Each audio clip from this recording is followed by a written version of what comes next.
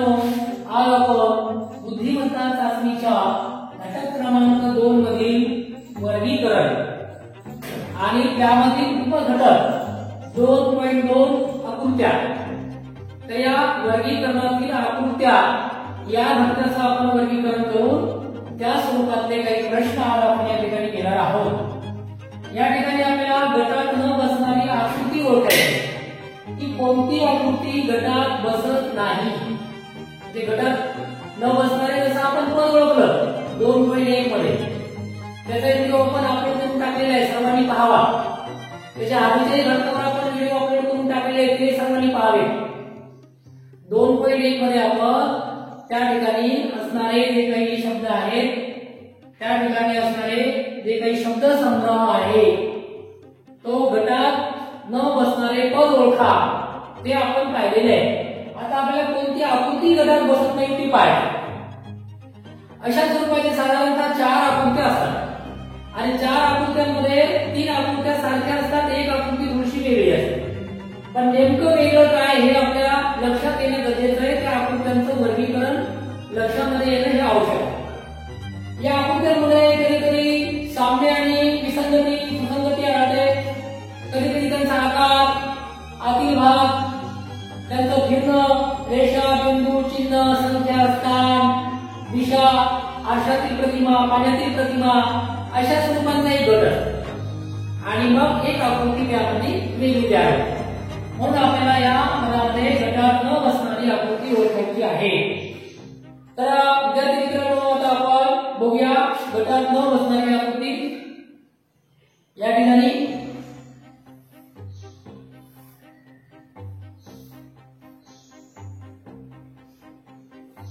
बघा, आकृतीचं काळजीपूर्वक निरीक्षण करा, म्हणजे आपल्या लक्षामध्ये येईल।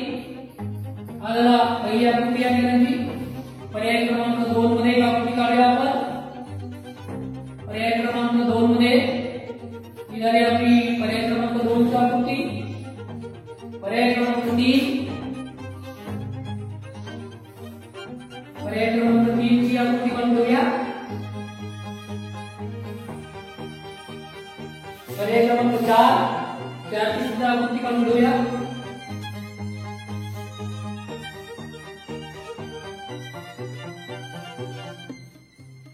बघा, आता 4 आकृत्या आपण काढलेल्या आहेत।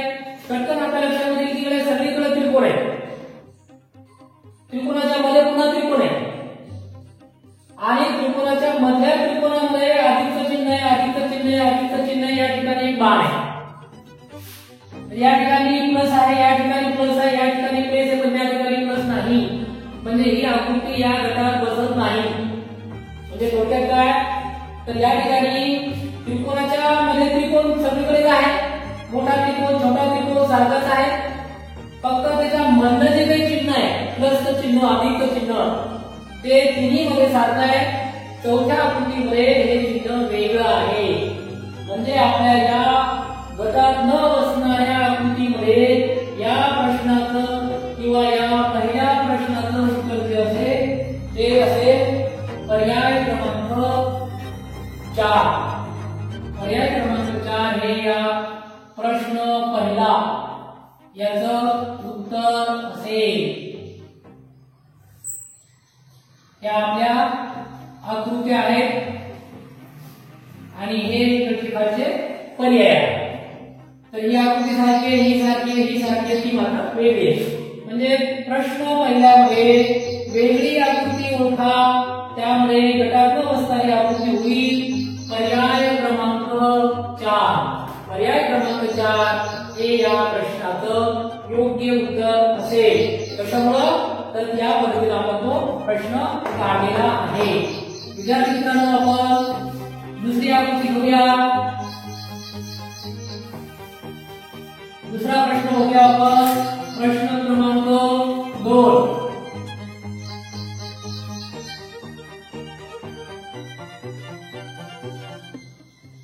प्रश्न क्रमांक दुसरा घेऊया। आकृतीचा प्रश्न आहे तो बघा, व्यवस्थित निरीक्षण करा, वर्गीकरण करा।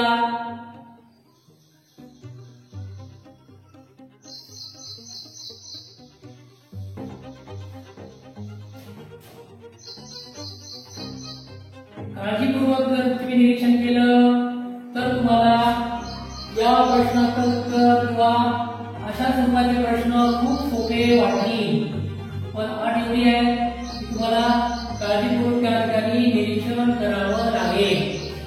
निरीक्षण करून हे प्रश्न सहज आपल्याला सोडवता येतात आणि पाहता क्षणी आपल्याला या प्रश्नांचं उत्तरही काढता येतं. 2 नंबर 3 नंबरची बघूया आकृती आपण.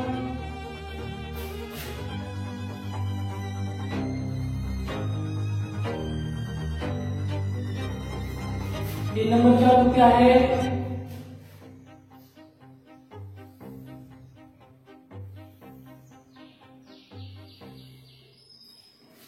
चार नंबरची आकृती बघूया आपण.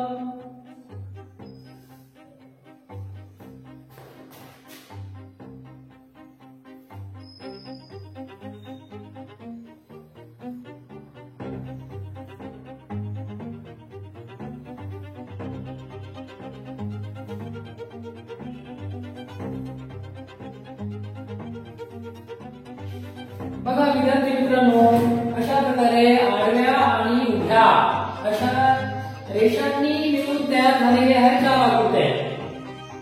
सर्व रेषा आहेत, आडव्या आहेत, काही उभ्या आहेत, काही आडव्या आहेत, काही तिरप्या आहेत.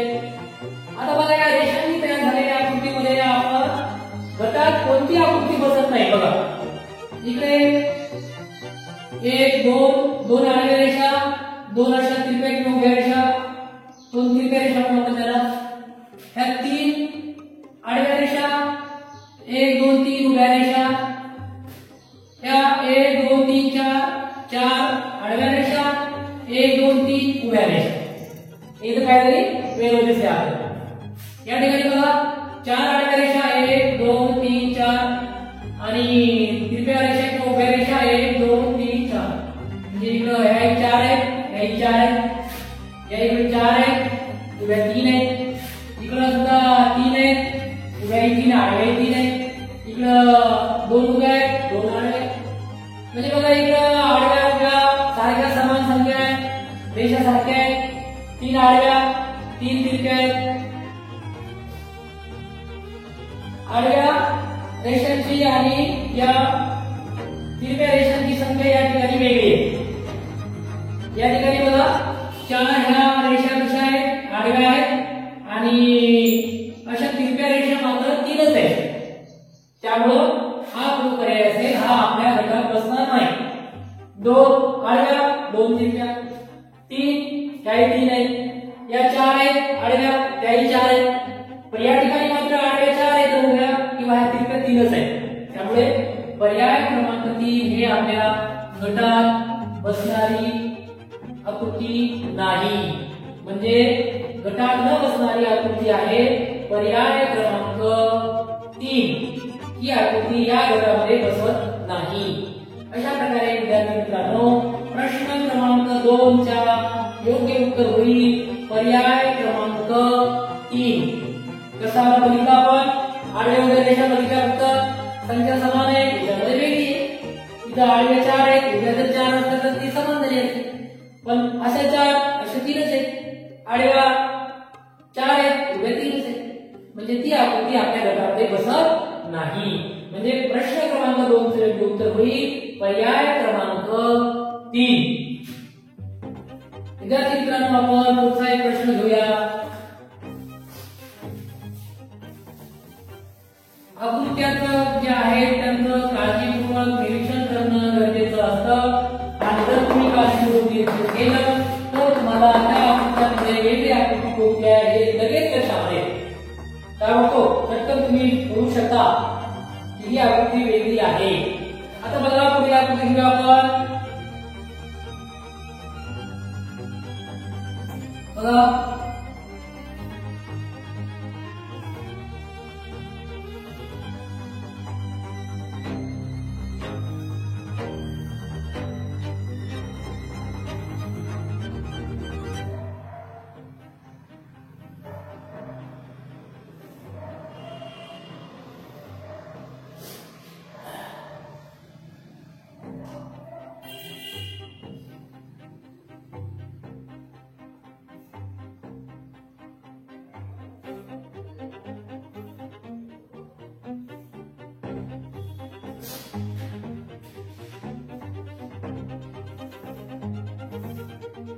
काळजीपूर्वक निरीक्षण करा, म्हणजे आपल्या लक्षामध्ये येईल की कोणती आकृती वेगळी आहे. खूप सोपा असते आकृती ओळखणं म्हणजे लगेच तुमच्या नजरेमधून पटकन एखादी आकृती येते आणि तीच त्या प्रश्नाचं बरोबर उत्तर असतं. फक्त काळजीपूर्वक निरीक्षण करणं हे मात्र आवश्यक आहे. जर तुम्ही काळजीपूर्वक निरीक्षण केलं नाही तर मात्र हा प्रश्न चुकण्याची शक्यता असते. त्यामुळे बघा विद्यार्थी मित्रांनो, तिन्ही आकृत्या, चार आकृत्या बघा. इकडे बघा, या आकृत्यांमध्ये बाहेर त्रिकोण आहे, मध्ये त्रिकोण आहे, बाहेर चौकोन आहे, मध्ये चौकोन आहे, बाहेर वर्तुळ आहे, मध्ये वर्तुळ आहे, दोन वर्तुळ आहेत, लहान एक मोठे आहे, सारखेच आकृती आहेत. वर्तुळ वर्तुळ, चौकोन चौकोन, त्रिकोण त्रिकोण. आता इथे बघा, ही बाजू थोडीशी बघा, ही बाजू आहे 2 3 4 5 6 बाजू आहेत. याला 1 2 3 4 5 बाजू, हे 5 बाजू आहेत, याला 6 बाजू आहेत आणि या दोन्ही आकृत्या समान आहेत. मध्ये आणि त्रिकोण, बाहेर एक त्रिकोण, या दोन्ही समान आहेत. बाहेर चौकोन आहे, मध्ये चौकोनच आहे आणि ह्याही समान आहेत. वर्तुळ, बाहेर वर्तुळ आहे, छोटं वर्तुळ मध्ये आहे. तर या आकृतीमध्ये बघा, याची श्रेष्ठ कोण आहे म्हणून याला 6 बाजू दिला आणि याला 5 बाजू, म्हणजे मध्य आणि बाहेरची आकृती याच्यामध्ये साम्य नाही, फरक आहे. म्हणजे ही आकृती आपल्या गटामध्ये बसत नाही. म्हणजे पर्याय क्रमांक या ठिकाणी जो प्रश्न क्रमांक 3 आहे त्या 3चं योग्य उत्तर होईल पर्याय क्रमांक 1. कारण ही आकृती आपल्या गटात बसणार नाही, कारण बाहेरची वेगळी आहे, मधली वेगळी आहे. हा याचा वर्गीकरणाचा निकष आहे.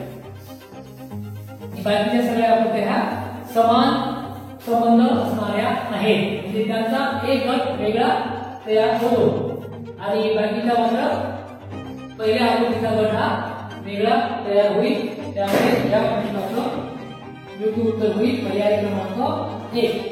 प्रश्न तिसरे आहे. आता बघूया आपण प्रश्न पुढे घेऊया. प्रश्न क्रमांक 4 घेऊया. विद्यार्थी मित्रांनो, आता या ठिकाणी बघा, आकृतीचं काळजीपूर्वक निरीक्षण करा, म्हणजे तुमच्या लक्षामध्ये येईल की याचं उत्तर काय असू शकतं.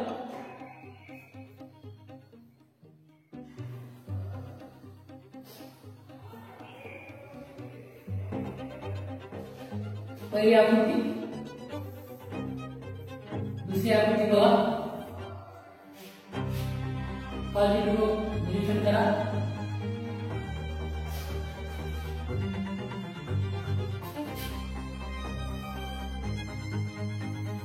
तिसरी आकृती बघा.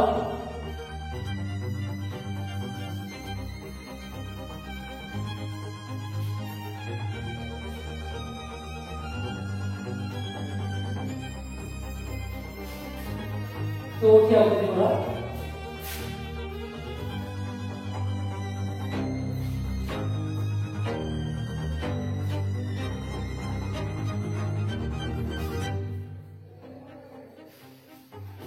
विद्यार्थी मित्रांनो, या आकृतीमध्ये आपल्याला पटकन लक्षामध्ये येईल की बाण आहेत. इकडे बाण आहे, इकडे बाण आहे, इकडे बाणाच्या पाठीमागे वर्तुळ आहे.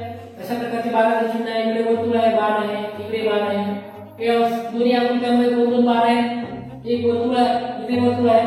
पण या ठिकाणी मात्र चौकोन आहे. म्हणजे ही आकृती आपली या गटामध्ये बसत नाही. म्हणजे पर्याय क्रमांक 4 मध्ये आपली गटात न बसणारी आकृती असेल पर्याय क्रमांक 1.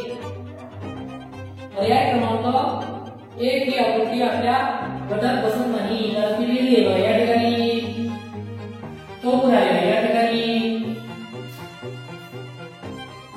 गोल आहे, या ठिकाणी गोल आहे, या ठिकाणी गोल आहे, या ठिकाणी बाण आहे, या ठिकाणी बाण आहे, इकडे बाण आहे, इकडे बाण आहे. याच्यामध्ये आहे बाण, याच्यामध्ये सारखी काही बाण आहे, याच्यामध्ये बाण आहे, परंतु याच्यामध्ये मात्र आलेले जे काही चौकोन आहे त्या चौकोनामुळे ही आकृती या आकृत्यांपासून वेगळी झालेली आहे. म्हणजे पर्याय क्रमांक 1 ही आकृती वेगळी आहे आणि हेच आपलं या प्रश्न क्रमांक 4 चं योग्य उत्तर आहे. पुढील बघूया आपण प्रश्न क्रमांक 5 बघूया. वेगवेगळ्या प्रकारच्या आकृत्या अशा प्रकारे आपल्याला सहज लक्षामध्ये येतं, परंतु आपल्याला त्या आकृत्यांचं काळजीपूर्वक निरीक्षण करावं लागतं. जर आपण काळजीपूर्वक निरीक्षण केलं तर आपल्या ताबडतोब लक्षामध्ये येतं की कोणती आकृती वेगळी आहे ते. आता बघा पुढची आपण एक आकृती घेऊया वेगळ्या प्रकारच्या.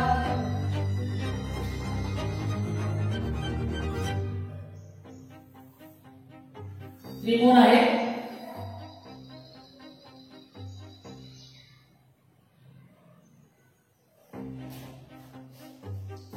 एक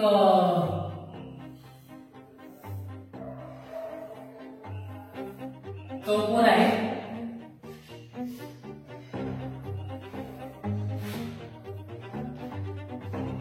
तिसरी आकृती घेऊया.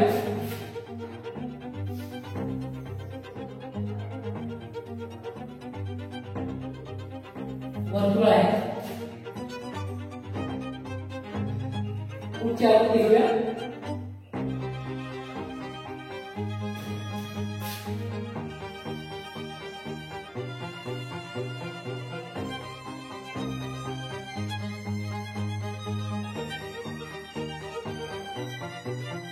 बघा सर आपल्या लक्षामध्ये लगेच आकृती काढल्याबरोबर की यामध्ये त्रिकोण आहे, याचे दोन समान भाग झाले. या ठिकाणी चौकोन आहे, याचे दोन समान भाग झाले. या ठिकाणी वर्तुळ आहे, याचे दोन समान भाग झाले. परंतु त्या आकृतीमध्ये मात्र दोन समान भाग झालेले नाहीत. बघा या ठिकाणी त्रिकोण तयार झाले आणि या ठिकाणी काय झाले, चौकोन तयार झाले. म्हणजे ही आकृती जी असेल ही आपल्या पर्यायामध्ये बसत नाही. म्हणजे पर्याय क्रमांक 4 ची आकृती ही आपल्या या प्रश्न क्रमांक 5 चं योग्य उत्तर होईल. कारण ती आकृती या ठिकाणी आपल्या पर्यायात बसत नाही किंवा आपल्या गटामध्ये बसत नाही. म्हणजे प्रश्न क्रमांक 5 योग्य उत्तर होईल पर्याय क्रमांक 4. अशा प्रकारे विद्यार्थी मित्रांनो वेगवेगळ्या आकृत्यांच्या आधारे आपल्याला अशा प्रकारचे प्रश्न सोडवता येतात. आणि खरं म्हणजे आकृती पाहिली की त्याच्यामध्ये लगेच आपल्या लक्षामध्ये येते की ही आकृती वेगळी आहे. अशा प्रकारे विद्यार्थी मित्रांनो वेगवेगळ्या आकृत्या आहेत. आता अजून एखादी आपण घेऊया. बघा काळजीपूर्वक निरीक्षण करा.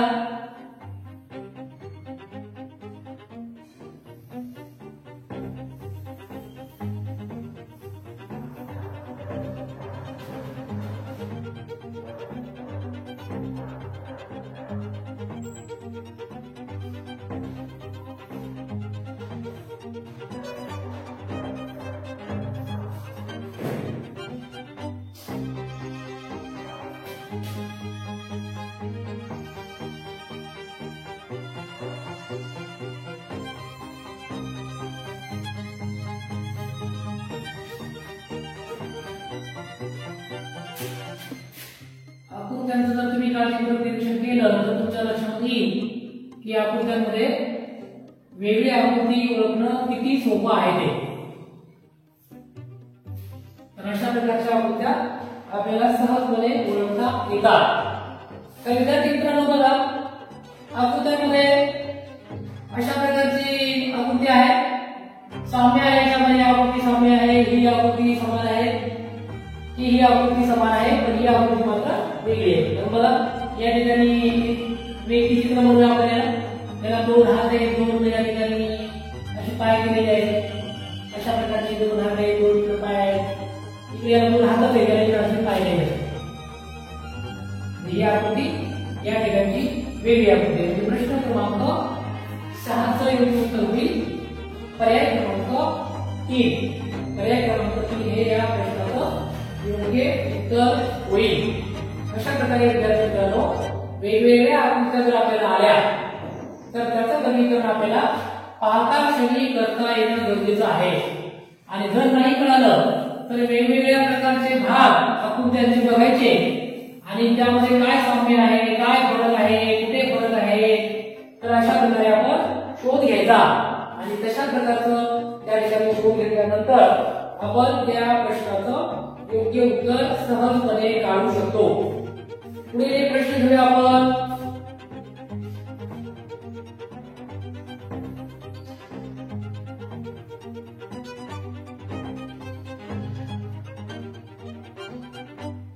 विद्यार्थी मित्रांनो, काळजीपूर्वक निरीक्षण करायचं म्हणजे आपल्या आकृत्यांमध्ये आपल्याला पटकन वेगळेपणा लक्षामध्ये येतो.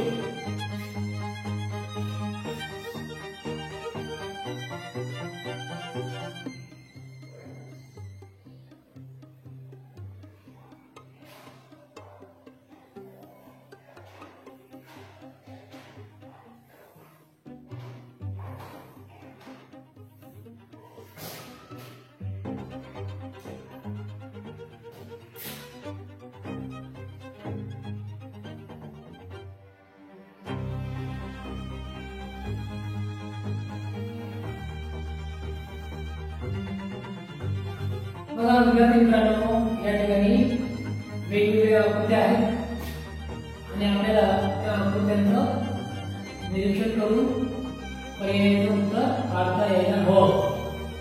अशा प्रकारे निरीक्षण करायचं. किती रेषा आहे, आडव्या किती, उभ्या किती, त्यानंतर कुठे काही चिन्ह आहे का, कुठे काही बाणाचं चिन्ह आहे का, अशा स्वरूपाची या आकृत्यांमधून आपल्याला माहिती शोधायची असते आणि त्याचं वर्गीकरण करून आपल्याला अशा प्रकारे या प्रश्नाचं उत्तर काढावे लागतात. आता बघा, वर्तुळ आहे, दोन आडव्या रेषा आहेत, दोन उभ्या रेषा आहेत.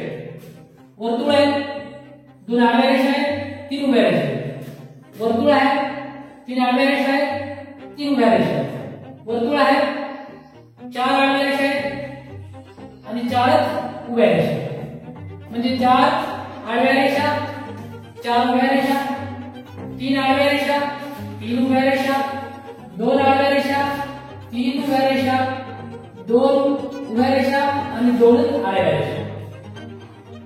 बघा, आडव्या उभ्या रेषांची संख्या समान आहे, समान आहे, समान आहे, पण इथं मात्र त्या आकृतीमध्ये ती समान नाही. म्हणजे पर्याय क्रमांक 2 जे असेल हे आपल्या या प्रश्नाचं योग्य उत्तर असेल. प्रश्न क्रमांक 7 चं योग्य उत्तर असेल पर्याय क्रमांक 2. पर्याय क्रमांक 2 ची आकृती ही आपल्या गटात बसणार नाही. मित्रांनो, हा व्हिडिओ आपण संपूर्ण पाहिल्याबद्दल आपले पुन्हा एकदा धन्यवाद. या आधीचे सगळे व्हिडिओ आपल्या YouTube चॅनल आहेत ते सगळ्यांनी बघा, चॅनलला सबस्क्राईब करा, नोटिफिकेशनचं बटन जे आहे ते ऑन करा, बेलचं बटन, आणि अशा प्रकारे व्यवस्थित अभ्यास करत राहा. सर्वांचे पुन्हा एकदा धन्यवाद. जय हिंद, जय महाराष्ट्र.